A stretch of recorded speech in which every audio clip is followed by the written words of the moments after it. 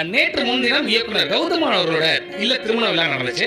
அதுல அண்ணன் செந்தமிழன் சீமான் அவர்களும் முன்னாள் முதல்வர் திரு ஸ்டாலின் அவர்களும் ஒன்னா பங்கேற்று இருந்தாங்க. பக்கத்து பக்கத்துல உட்கார்ந்து பேசிட்டாங்க. சமூக வலைதளங்கள்ல முன்னாள் முதலமைச்சரும் நாம் தமிழர் கட்சியின் தலைமை ஒருங்கிணைப்பாளர் சீமான் அவர்களும் என்ன பேசிக்கிட்டாங்க அப்படிங்கிறதா இப்பொழுது பேசும் பொருளாக மாறி இருக்கு.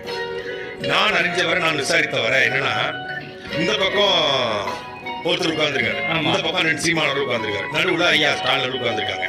அப்படிங்கும்போது அந்த சூழ்நிலை என்ன பேசியிருக்கலாம்?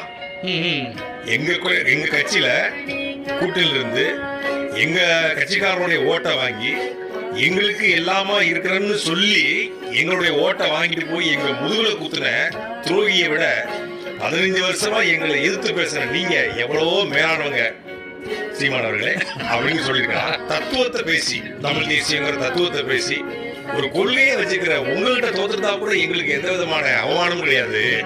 ஆனா